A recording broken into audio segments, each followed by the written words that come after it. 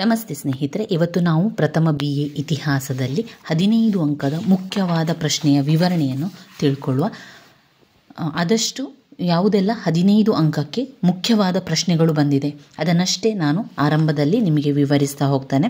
ಈಗಾಗಲೇ ನಾನು ಮೊಹಮ್ಮದ್ ಬಿನ್ ತುಗ್ಲಕ್ ರವರ ಆಡಳಿತದ ಬಗ್ಗೆ ತಿಳಿಸಿಕೊಟ್ಟಿದ್ದೆ. ತುಂಬಾ ಇಂಪಾರ್ಟೆಂಟ್ ಆಗಿರುವಂತಹ ಪ್ರಶ್ನೆ ಮೊಹಮ್ಮದ್ ಬಿನ್ ತುಗ್ಲಕ್ ಅವರ ಆಡಳಿತ, ಮೊಹಮ್ಮದ್ ಬಿನ್ ತುಗ್ಲಕ್ ರವರ ವ್ಯಕ್ತಿತ್ವ, ಅದನ್ನು ಓದ್ಕೊಳ್ಳಿ. ಇವತ್ತು ಅಲ್ಲಾವುದ್ದೀನ್ ಖಿಲ್ಜಿ ಆಡಳಿತವನ್ನು ಕೂಡ ತಿಳ್ಕೊಳ್ಳುವ, ಫಿರೋಜ್ ಶಾ ತುಗ್ಲಕ್ ಅವರ ಆಡಳಿತವನ್ನು ಕೂಡ ತಿಳ್ಕೊಳ್ಳುವ. ಪುಟ ಸಂಖ್ಯೆ 261ರಲ್ಲಿದೆ ನೋಡಿ. ಪುಟ ಸಂಖ್ಯೆ 261ರಲ್ಲಿ ನೋಡಿ, 261ರಲ್ಲಿ ಅಲ್ಲಾವುದ್ದೀನ್ ಖಿಲ್ಜಿ, 261ರಲ್ಲಿ ಅಲ್ಲಾವುದ್ದೀನ್ ಖಿಲ್ಜಿಯ ಬಗ್ಗೆ ಇದೆ. ಅಲ್ಲಾವುದ್ದೀನ್ ಖಿಲ್ಜಿಯ ಬಗ್ಗೆ ಪ್ರಶ್ನೆಗಳು ಹಲವು ಪ್ರಶ್ನೆ ಪತ್ರಿಕೆಗಳಲ್ಲಿ ಬಂದಿರುವಂತಹ ಪ್ರಶ್ನೆ, 15 ಅಂಕಕ್ಕೆ ಕೇಳುವಂತಹ ಒಂದು ಮುಖ್ಯವಾದಂತಹ ಪ್ರಶ್ನೆ ಅಂತಲೇ ಹೇಳ್ಬೋದು. ಅಲ್ಲಾವುದ್ದೀನ್ ಖಿಲ್ಜಿಯ ಆಡಳಿತ ಸುಧಾರಣೆಗಳನ್ನು ಕೇಳುವಂಥದ್ದು, ಅಥವಾ ಅಲ್ಲಾವುದ್ದೀನ್ ಖಿಲ್ಜಿಯ ಬಗ್ಗೆ ಬರೀರಿ ಅಂತ ಹೇಳ್ತಾರೆ. ಅಲ್ಲಾವುದ್ದೀನ್ ಖಿಲ್ಜಿ ಯಾರು? ಅಲ್ಲಾವುದ್ದೀನ್ ಮಹಾ ದಂಡನಾಯಕನಾಗಿದ್ದಲ್ಲದೆ ದಕ್ಷ ಆಡಳಿತಗಾರನೂ ಆಗಿದ್ದನು. ಅವನ ಆಡಳಿತದ ಉದ್ದೇಶ ತನ್ನ ಪರಮಾಧಿಕಾರದ ಪ್ರತಿಷ್ಠೆ ಮತ್ತು ತನ್ನ ಖಜಾನೆಯನ್ನು ತುಂಬಿಕೊಳ್ಳುವುದಾಗಿತ್ತೇ ಹೊರತು ಪ್ರಜೆಗಳ ಯೋಗಕ್ಷೇಮವಲ್ಲ. ಇಲ್ಲಿ ನಿಮಗೆ ಅರ್ಥ ಆಗ್ತದೆ, ಅಲ್ಲಾವುದ್ದೀನ್ ಖಿಲ್ಜಿ ತನ್ನ ಖಜಾನೆ ಇದೆಯಲ್ಲ ಅದನ್ನು ತುಂಬಿಸಿಕೊಳ್ಬೇಕು ಎನ್ನುವಂತಹ ಆಸೆ ಅವನಿಗಿತ್ತೇ ಹೊರತು ಪ್ರಜೆಗಳಿಗೆ ಒಳ್ಳೆಯದಾಗಬೇಕು, ಪ್ರಜೆಗಳಿಗೆ ಯೋಗಕ್ಷೇಮವನ್ನು ನೋಡ್ಕೊಳ್ಬೇಕು ಎನ್ನುವಂಥದ್ದು ಅವನಿಗೆ ಇರಲಿಲ್ಲ. ಅವನು ಆಡಳಿತದ ಪ್ರತಿಯೊಂದು ಇಲಾಖೆಯ ಮೇಲೂ ಹತೋಟಿಯನ್ನು ಹೊಂದಿದ್ದನು. ಸೈನ್ಯವಾಗಲಿ, ಕಂದಾಯವಾಗಲಿ, ಮಾರುಕಟ್ಟೆಯ ವ್ಯವಹಾರಗಳಾಗಲಿ ಪ್ರತಿಯೊಂದು ಅವನ ಸೂಕ್ಷ್ಮ ಪರಿಗಣನೆಗೆ ಬರ್ತಾ ಇತ್ತು. ಉಳಿದ ಸುಲ್ತಾನರುಗಳಂತೆ ನೆಪಮಾತ್ರದ ಆಸಕ್ತಿಯನ್ನು ತೋರದೆ ಅಲ್ಲಾವುದ್ದೀನ್ ಸಮಸ್ಯೆಗಳನ್ನು ಸವಾಲುಗಳಾಗಿ ನೋಡಿ ಸಮಸ್ಯೆಗಳ ಮೂಲವನ್ನು ಹುಡುಕಿ ಅವುಗಳಿಗೆ ಪರಿಹಾರವನ್ನು ಕೂಡ ಕಂಡುಹಿಡಿಯುತ್ತಿದ್ದನು. ಅವನ ದರ್ಪಿಷ್ಟ ಮನೋಭಾವ ಅವನ ಎಲ್ಲ ಕಾರ್ಯಗಳಲ್ಲಿ ಕೂಡ ವ್ಯಕ್ತವಾಗ್ತಾ ಇತ್ತು. ಆದರೂ ಕೂಡ ಆಡಳಿತದ ಬಗ್ಗೆ ಅವನು ಹೊಂದಿದ್ದಂಥ ಅತೀವ ಆಸಕ್ತಿಯೇ ಅವನ ಆಡಳಿತದ ಸಫಲತೆಗೆ ಕಾರಣ ಆಯಿತು. ಯಾವ ರೀತಿಯ ಸುಧಾರಣೆಗಳನ್ನೆಲ್ಲ ಮಾಡ್ತಾನೆ? 1, ಕೇಂದ್ರ ಆಡಳಿತ ಸುಧಾರಣೆ. 2, ಸೈನ್ಯದ ಸುಧಾರಣೆ. ಪ್ರತಿಯೊಬ್ಬರು ರಾಜ್ಯರು ಕೂಡ ಈ ಒಂದು ಸುಧಾರಣೆಗಳನ್ನು ಮಾಡ್ತಾ ಹೋಗ್ತಾರೆ. ಒಬ್ಬೊಬ್ಬರು ಒಂದೊಂದು ರೀತಿಯಲ್ಲಿ ಸುಧಾರಣೆಗಳನ್ನು ಮಾಡ್ತಾರೆ. ಈ ಪಾಯಿಂಟ್ಸ್ಗಳು ಅದೇ ಆಗಿರ್ತದೆ. 1, ಕೇಂದ್ರಾಡಳಿತ ಸುಧಾರಣೆ. ಆಮೇಲೆ ಸೈನ್ಯದ ಸುಧಾರಣೆ. 3, ಭೂಕಂದಾಯ. 4, ಬೆಲೆ ನಿಗದಿ. 5, ಮಾರುಕಟ್ಟೆಯ ನಿಯಂತ್ರಣ. ಇವಿಷ್ಟು ಅವನ ಆಡಳಿತದಲ್ಲಿ ಮಾಡಿರುವಂತಹ ಸುಧಾರಣೆಗಳು. ಒಂದೊಂದಾಗಿ ನಾವು ತಿಳಿತಾ ಹೋಗುವ. ಸರಿಯಾಗಿ ಕೇಳ್ಕೊಳ್ಳಿ ಸ್ನೇಹಿತರೆ. ನಿಮಗೆ ಓದಲಿಕ್ಕೆ ಸಮಯ ಇಲ್ಲ, ನಿಮ್ಮ ಪುಸ್ತಕಗಳನ್ನು ಓಪನ್ ಮಾಡಲಿಕ್ಕೂ ಕೂಡ ಸಮಯ ಇಲ್ಲ ಅಂತಾದರೆ ಕೇವಲ ಈ ವಿಡಿಯೋವನ್ನು ನೋಡ್ತಾ ಆದರೂ ಅಥವಾ ಕೇಳ್ತಾ ಆದರೂ ಕೂಡ ಅವುಗಳನ್ನು ತಿಳ್ಕೊಳ್ಳಿ. ಮೊದಲ ಪಾಯಿಂಟ್ಸಲ್ಲಿ ಕೇಂದ್ರಾಡಳಿತ ಅಂತ ಬರೀಬೇಕು. ಕೇಂದ್ರಾಡಳಿತದಲ್ಲಿ ಯಾವ ರೀತಿಯ ಬದಲಾವಣೆಯನ್ನು ಮಾಡಿಕೊಂಡಿದ್ದಾನೆ? ಅಲ್ಲಾವುದ್ದೀನ್ ಖಿಲ್ಜಿ ಬಲಿಷ್ಠವಾದ ಕೇಂದ್ರಾಡಳಿತವನ್ನು ಸ್ಥಾಪನೆ ಮಾಡ್ತಾನೆ. ಕೇಂದ್ರಾಡಳಿತವನ್ನು ಸ್ಥಾಪನೆ ಮಾಡಿ ತಾನೇ ಅದರ ಮುಖ್ಯಸ್ಥನೂ ಕೂಡ ಆಗ್ತಾನೆ. ಆಡಳಿತದಲ್ಲಿ ಉಲ್ಲೇಮರ ಮತ್ತು ಶ್ರೀಮಂತರ ಸರದಾರರ ಹಸ್ತಕ್ಷೇಪವನ್ನು ವಿರೋಧವನ್ನು ಮಾಡ್ತಾನೆ. ಅಲ್ಲಾವುದ್ದೀನ್ ಖಿಲ್ಜಿ ಸೇವಕರ ವಿರೋಧಿಸಿ ಅವರನ್ನು ಸೇವಕರ ಸ್ಥಿತಿಗೆ ತರ್ತಾರೆ. ಈ ಶ್ರೀಮಂತರವರನ್ನೆಲ್ಲ ಹಸ್ತಕ್ಷೇಪ ಅವರನ್ನೆಲ್ಲ ವಿರೋಧವನ್ನು ಮಾಡಿ ಅವರನ್ನೆಲ್ಲರನ್ನು ಕೂಡ ಸೇವಕರ ರೀತಿಯಲ್ಲಿ ನೋಡಿಕೊಳ್ಳುವಂಥದ್ದು. ಮಂತ್ರಿಮಂಡಲವನ್ನು ಸಂಘಟನೆ ಮಾಡ್ತಾನೆ. ಸುಲ್ತಾನನನ್ನು ತನ್ನ ನಂಬಿಕಸ್ಥ ವ್ಯಕ್ತಿಗಳನ್ನು ಮಾತ್ರ ಮಂತ್ರಿಗಳನ್ನಾಗಿ ಮಾಡ್ತಾ ಇದ್ದ. ಯಾರು? ಅಲ್ಲಾವುದ್ದೀನ್ ಖಿಲ್ಜಿ ನಂಬಿಕಸ್ಥ ವ್ಯಕ್ತಿಯರನ್ನು ಮಾತ್ರ, ಅವನು ನಂಬುವಂಥ ವ್ಯಕ್ತಿಯರನ್ನು ಮಾತ್ರ ಅವನು ತನ್ನ ಆಡಳಿತದಲ್ಲಿ, ಕೇಂದ್ರ ಆಡಳಿತದಲ್ಲಿ ಮಂತ್ರಿಯಾಗಿ ನೇಮಕವನ್ನು ಮಾಡ್ತಾನೆ ಹೊರತು ಬೇರಾರನ್ನು ಕೂಡ ಮಾಡ್ತಾ ಇರಲಿಲ್ಲ. ಅಲ್ಲಾವುದ್ದೀನ್ ಖಿಲ್ಜಿ ಆಡಳಿತದಲ್ಲಿ ನೆರವು ನೀಡಲು 10 ಜನ ಪ್ರಮುಖ ಮಂತ್ರಿಗಳಿದ್ದರು. ಆ ಮಂತ್ರಿಗಳನ್ನು ತನಗೆ ನಂಬಿಕೆ ಇರುವಂಥವರನ್ನು ಮಾತ್ರ ಆಯ್ಕೆ ಮಾಡ್ತಾ ಇದ್ದ. ಅದರಲ್ಲಿ ಬೇರೆ ಬೇರೆ ಮಂತ್ರಿಮಂಡಲ, ಅನೇಕ ಹೆಸರುಗಳ ಮಂತ್ರಿಮಂಡಲ ಇದೆ. ಅದೆಲ್ಲ ಕೂಡ ನಮಗೆ ಅಷ್ಟು ನೆನಪಿಗೆ ಬರುವುದಿಲ್ಲ. ಆದರೂ ಕೂಡ ನಾನು ಹೇಳ್ತಾ ಹೋಗ್ತೇನೆ. ಕೆಲವೊಂದು ಮಂತ್ರಿಗಳ ಹೆಸರನ್ನು ಬರೆದು ಈ ರೀತಿಯ ಮಂತ್ರಿಗಳೆಲ್ಲ ಇರ್ತಾ ಇದ್ರು ಅಂತ ಬರೀರಿ. ವಜೀರ್, ಅರಿಜ್ ಎ ಮುಮಾಲಿಕ್, ಖ್ವಾಜಾ ಉಲ್ ಖ್ವಾಜತ್, ಮಿರ್ ಅರಿಜ್, ಮುಸ್ತಾಫಿ, ಬಕ್ಷಿ ಎ ಫೌಜ್, ಅಮೀರ್ ಎ ಕೋಹಿ, ಶಹನ್ ಎ ಮಂಡಿ, ದಿವಾನ್ ಎ ರಿಯಾಸತ್, ಕೊತ್ವಾಲ್ ಈ ರೀತಿಯ ಮಂತ್ರಿಗಳನ್ನು ಹೊಂದಿದ್ರು. ಈ ಒಂದು ಅನೇಕ ಮಂತ್ರಿಗಳಲ್ಲದೆ ಆಡಳಿತವನ್ನು ನೋಡಿಕೊಳ್ಳಲು ಇನ್ನೂ ಅನೇಕ ಅಧಿಕಾರಿಗಳನ್ನು ನೇಮಕ ಮಾಡ್ತಾ ಇದ್ದ.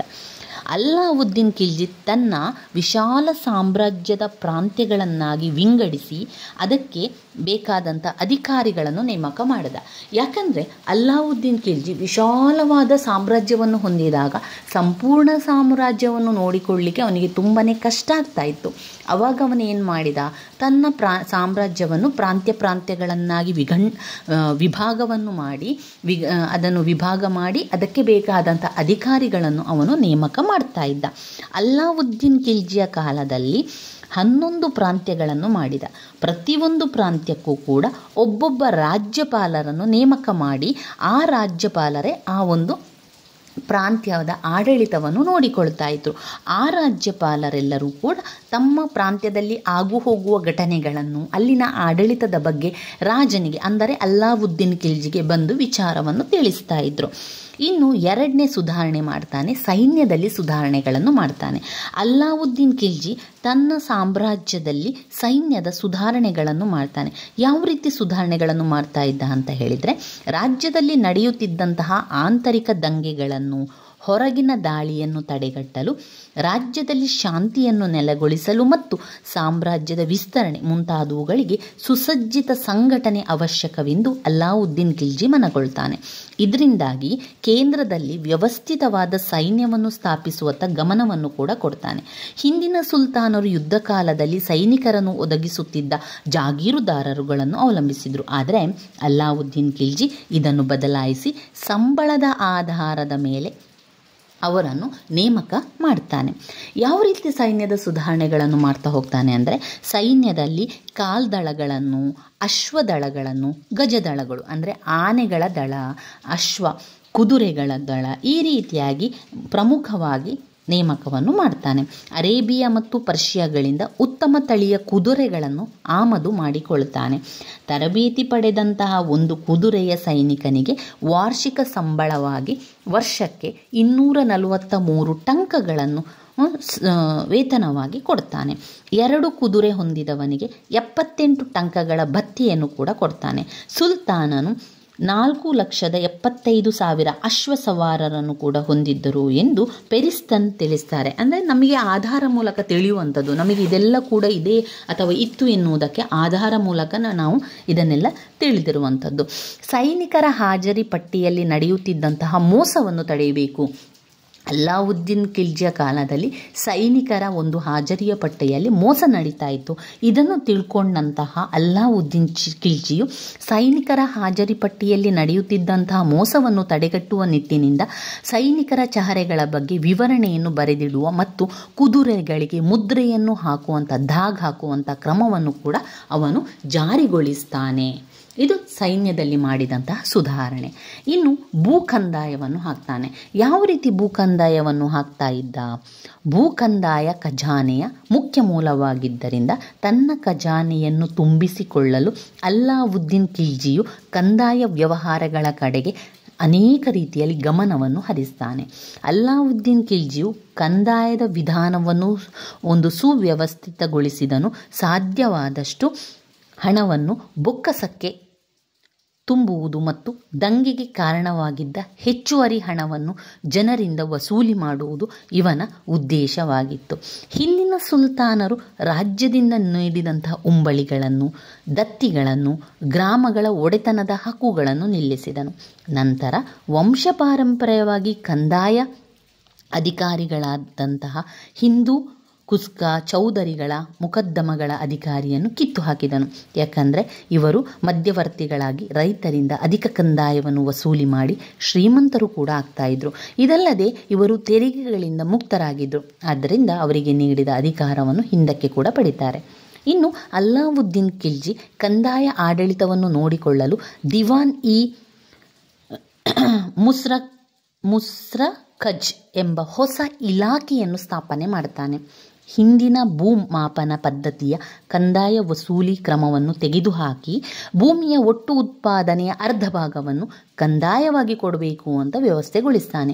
ಹಿಂದೂಗಳು ಮುಸ್ಲಿಮರಿಗಿಂತ ಹೆಚ್ಚಿನ ತೆರಿಗೆಯನ್ನು, ಅದರ ಜೊತೆಗೆ ಹುಲ್ಲುಗಾವಲಿನ ತೆರಿಗೆ, ಮನ ಕಂದಾಯ, ಜಸಿಯತ್ ತಲೆಕಂದಾಯ ಕೂಡ ಅವನು ಹಾಕ್ತಾನೆ. ರೈತರು ತೆರಿಗೆಯನ್ನು ಹಣದ ರೂಪದಲ್ಲಿ ಅಥವಾ ಧಾನ್ಯದ ರೂಪದಲ್ಲಿ ಕೂಡ ಸಂದಾಯ ಮಾಡಬಹುದಿತ್ತು.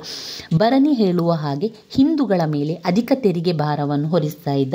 ಇದರಿಂದ ಹಿಂದೂಗಳು ಕಡುಬಡವರಾದರೆಂದು ಬರೆದಿದ್ದಾನೆ. ಮುಸ್ಲಿಂ ವ್ಯಾಪಾರಿಗಳ ವಸ್ತುಗಳ ಮೇಲೆ 5% ಹಿಂದೂ ವ್ಯಾಪಾರಿ ವಸ್ತುಗಳ ಮೇಲೆ 10% ತೆರಿಗೆಯನ್ನು ಹಾಕಿದ್ದ. ಈ ತೆರಿಗೆಗಳಲ್ಲದೆ ಯುದ್ಧದ ಲೂಟಿ ಕಂಸ್ ಖಜಾನೆಯ ಮುಖ್ಯ ಭಾಗವಾಗಿತ್ತು. ಲೂಟಿಯ 4/5 ಭಾಗ ರಾಜ್ಯಕ್ಕೆ, ಉಳಿದ 1 ಭಾಗ ಸೈನಿಕರಿಗೆಂದು ನಿಗದಿಯಾಗಿತ್ತು. ಇವಿಷ್ಟು ಭೂಕಂದಾಯದ ವಿಚಾರ. ಇನ್ನು ಬರುವಂಥದ್ದು ಬೆಲೆ ನಿಗದಿ. ಪ್ರಥಮವಾಗಿ ಜೀವನ ಅವಶ್ಯಕ ವಸ್ತುಗಳಾದಂತಹ ದವಸ, ಧಾನ್ಯ, ಬಟ್ಟೆ, ಎಣ್ಣೆ ಮುಂತಾದವುಗಳ ಬೆಲೆಯನ್ನು ಅವುಗಳ ಉತ್ಪಾದನಾ ವೆಚ್ಚ, ಸಾಗಾಣಿಕೆ ವೆಚ್ಚ ಮತ್ತು ಸ್ವಲ್ಪ ಮಟ್ಟಿನ ಲಾಭವನ್ನು ಸೇರಿಸಿ ಬೆಲೆಗಳನ್ನು ನಿಗದಿಪಡಿಸಲಾಯಿತು.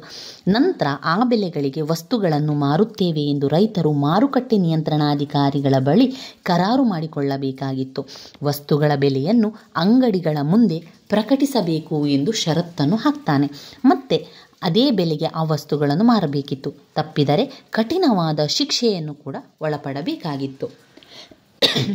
ದವಸ ಧಾನ್ಯಗಳ ಮಾರುಕಟ್ಟೆ, ಜಾನುವಾರುಗಳ ಮಾರುಕಟ್ಟೆ, ಎಣ್ಣೆ ಮುಂತಾದವುಗಳ ಮಾರುಕಟ್ಟೆ, ಬಟ್ಟೆಯ ಮಾರುಕಟ್ಟೆ, ಹೀಗೆ ಮಾರುಕಟ್ಟೆಗಳನ್ನು ಪ್ರತ್ಯೇಕಿಸಲಾಗಿತ್ತು. ಈ ಮಾರುಕಟ್ಟೆಗಳನ್ನು ದಿವಾನ್-ಇ ರಿಯಾಸತ್ ಮತ್ತು ಶಹತ್-ಇ ಮಂಡಿ ಅಧಿಕಾರಿಗಳು ನಿಯಂತ್ರಣವನ್ನು ಮಾಡ್ತಾಯಿದ್ರು. ಇವರಿಗೆ ಸಹಾಯಕನಾಗಿ ನ್ಯಾಯಾಧೀಶರು, ಗೂಢಾಚಾರರು ಮತ್ತು ಪರಿವೀಕ್ಷಣಾಧಿಕಾರಿಗಳು ಕೂಡ ಇರುತ್ತಾಯಿದ್ರು. ವಸ್ತುಗಳನ್ನು ಪ್ರಕಟಿಸಿದ ಬೆಲೆಗೆ ಮಾರುವಂತೆ ಕಟ್ಟುನಿಟ್ಟಾಗಿ ನೋಡಿಕೊಳ್ಳಲಾಗುತ್ತಿತ್ತು. ಅಲ್ಲಾವುದ್ದೀನನ್ನು ನಿಗದಿಪಡಿಸಿ ಕೆಲವು ವಸ್ತುಗಳ ಬೆಲೆಯ ಪಟ್ಟಿಯನ್ನು ಇಲ್ಲಿ ಕಾಣಬಹುದಾಗಿದೆ. ಇಲ್ಲಿ ಬೇರೆ ಬೇರೆ ವಸ್ತುವಿಗೆ ಬೇರೆ ಬೇರೆ ರೀತಿಯ ಹಣವನ್ನು ನಿಗದಿ ಮಾಡಿದರು. ಅದು ಗೋಧಿಗೆ 1 ಮಣಕ್ಕೆ 7.5 ಜಿತಾಲ್, ಭತ್ತಕ್ಕೆ 1 ಮಣಕ್ಕೆ 5 ಜಿತಾಲ್, ಕಡಲೆಗೆ 1 ಮಣಕ್ಕೆ 5 ಜಿತಾಲ್, ಬೇಳೆಗೆ 1 ಮಣಕ್ಕೆ 5 ಜಿತಾಲ್, ಅಕ್ಕಿಗೆ 1 ಮಣಕ್ಕೆ 1 ಜಿತಾಲ್, ಈ ರೀತಿಯಾಗಿ ಹಣ ಇತ್ತು. ಅದನ್ನೆಲ್ಲ ನೀವು ಓದ್ಕೊಳ್ಬೇಕು ಅಂತ ಇಲ್ಲ, ನಿಮಗೆ ನೆನಪಿದ್ರೆ ಯಾವುದಾದ್ರೂ ಒಂದನ್ನು ಬರೆದ್ರೆ ಸಾಕು. ವರ್ತಕರು ತೂಕ ಮತ್ತು ಅಳತೆಯಲ್ಲಿ ಮೋಸ ಮಾಡುವಂತೆ ಇರಲಿಲ್ಲ. ಸರಿಯಾದ ತೂಕ ಮತ್ತು ಅಳತೆ ಬಟ್ಟುಗಳನ್ನು ಉಪಯೋಗಿಸಬೇಕಾಗಿತ್ತು. ತಪ್ಪಿದರೆ, ಮೋಸ ಮಾಡಿದರೆ ತೂಕದ ಮಾಂಸವನ್ನು ಅವರ ದೇಹದಿಂದ ಕತ್ತರಿಸಿ ತೆಗೆಯಲಾಗುತ್ತಿತ್ತು. ಈ ರೀತಿಯ ಕ್ರೂರ ಶಿಕ್ಷೆಯನ್ನು ಅವನು ವಿಧಿಸಿದ್ದರಿಂದ ಅಪರಾಧದ ಸಂಖ್ಯೆ ತೀರಾ ಕಡಿಮೆಯಾಗಿತ್ತು. ಬೆಲೆಗಳು ಇಳಿದು ಜನಸಾಮಾನ್ಯರು ಕಡಿಮೆ ವೆಚ್ಚದಲ್ಲಿ ಜೀವನ ನಡೆಸುವಂತಾಯಿತು. ಫೇರಿಸ್ತ ಅಲ್ಲಾವುದ್ದೀನ್ನ ಈ ಮಾರುಕಟ್ಟೆಯ ನಿಯಂತ್ರಣವನ್ನು ಒಂದು ಅಪೂರ್ವವಾದ ಸಾಧನೆ ಎಂದು ಹೊಗಳಿದ್ದಾರೆ. ಭರಣಿ ಹೇಳಿದ ಹಾಗೆ ಎಷ್ಟೋ ವರ್ಷಗಳ ಕಾಲ ಈ ಬೆಲೆಗಳು ಹಾಗೆಯೇ ಉಳಿದುಕೊಂಡವು. ಸರ್ಕಾರ ಬೆಲೆಗಳನ್ನು ನಿಯಂತ್ರಿಸಲು ಅವುಗಳ ಸಾಗಾಣಿಕೆಯ ಮೇಲೆ ಹತೋಟಿ ಸಾಧಿಸಿತು. ವರ್ತಕರ ಕರವಾನಗಳನ್ನು ಗಮನಿಸಲಾಯಿತು. ಅಲ್ಲಲ್ಲಿ ಸರಕಾರದ ಉಗ್ರಾಣಗಳನ್ನು ಸ್ಥಾಪಿಸಿ ಮಾರುಕಟ್ಟೆಗೆ ಸುಗಮವಾಗಿ ವಸ್ತುಗಳು ಸಾಗಾಣಿಕೆಯಾಗುವಂತೆ ನೋಡಿಕೊಳ್ಳಲಾಯಿತು. ಕ್ಷಾಮ, ಬರಗಾಲ ಮುಂತಾದ ಪ್ರಕೃತಿ ವಿಕೋಪಗಳ ಸಂದರ್ಭದಲ್ಲಿ ಸರಕಾರದ ಉಗ್ರಾಣಗಳಿಂದ ಧಾನ್ಯಗಳನ್ನು ಬಿಡುಗಡೆ ಮಾಡಲಾಗುತ್ತಿತ್ತು. ಶ್ರೀಮಂತರು ಉಪಯೋಗಿಸುವ ಐಷಾರಾಮಿ ವಸ್ತುಗಳ ಮೇಲೆ ನಿಯಂತ್ರಣ ಹೇರಲಾಗಿತ್ತು.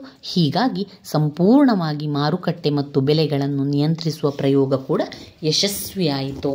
ನಂತರ ಮಾಡಿದಂತಹ ಸುಧಾರಣೆ ಮಾರುಕಟ್ಟೆ ನಿಯಂತ್ರಣವನ್ನು ಮಾಡುವಂಥದ್ದು. ಅಲ್ಲಾವುದ್ದೀನನ ಆರ್ಥಿಕ ಸುಧಾರಣೆಗಳಲ್ಲಿ ಬೆಲೆ ಮತ್ತು ಮಾರುಕಟ್ಟೆ ನಿಯಂತ್ರಣ ಅತ್ಯಂತ ಮಹತ್ವದ್ದಾಗಿತ್ತು. ಇದನ್ನು ವ್ಯವಸ್ಥಿತವಾಗಿ ಜಾರಿಗೊಳಿಸಿದನು. ಇವನು ದಿಗ್ವಿಜಯಗಳಿಗಿಂತ ಆರ್ಥಿಕ ಸುಧಾರಣೆಯಲ್ಲಿ, ಅದರಲ್ಲೂ ವಿಶೇಷವಾಗಿ ಮಾರುಕಟ್ಟೆ ನಿಯಂತ್ರಣ ಸುಧಾರಣೆಯಲ್ಲಿ ಅತ್ಯಂತ ಪ್ರಖ್ಯಾತ ಗಳಿಸಿದನು. ಬೆಲೆಗಳನ್ನು ಹತೋಟಿಯಲ್ಲಿಡಲು ವರ್ತಕರ ಕಾರವಾನಗಳ ಮೇಲೆ, ಸಾಗಾಣಿಕೆ ಮೇಲೆ ಹತೋಟಿ ಸಾಧಿಸಲಾಯಿತು. ಶಹನ-ಇ ಮಂಡಿ ಎಂಬ ಅಧಿಕಾರಿಯನ್ನು ಮಾರುಕಟ್ಟೆಗಳ ಮೇಲ್ವಿಚಾರಕರ ಮೇಲೆ ನೇಮಿಸಲಾಯಿತು. ಸರಕು ಸಾಗಾಣಿಕಾ ಕಾರವಾನಗಳನ್ನು ಸಹ ನಮೂದಿಸಲಾಗುತ್ತಿತ್ತು.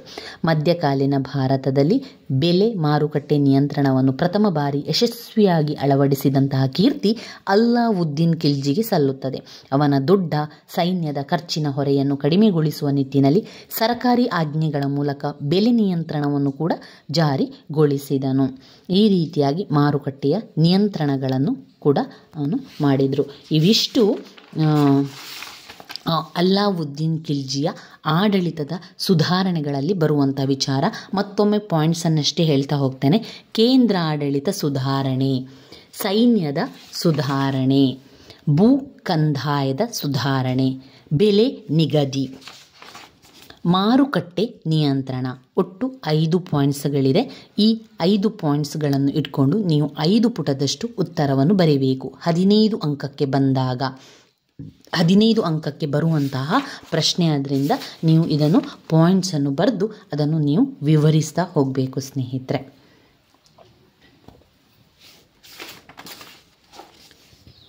ನನ್ನ ವಿಡಿಯೋಸ್ ಎಲ್ಲ ನಿಮಗೆ ಇಷ್ಟ ಆಗ್ತಾ ಇದ್ದರೆ ಲೈಕ್ ಕೊಡಿ, ಶೇರ್ ಮಾಡಿ, ಹಾಗೆ ಸಬ್ಸ್ಕ್ರೈಬ್ ಮಾಡಲಿಕ್ಕೆ ಮರಿಬೇಡಿ ಸ್ನೇಹಿತರೆ. ಮುಂದಿನ ವಿಡಿಯೋದಲ್ಲಿ ಮತ್ತೊಂದು 15 ಅಂಕದ ಮುಖ್ಯವಾದ ಪ್ರಶ್ನೆಯ ವಿವರಣೆಯೊಂದಿಗೆ ಸಿಗುವ. ಧನ್ಯವಾದಗಳು.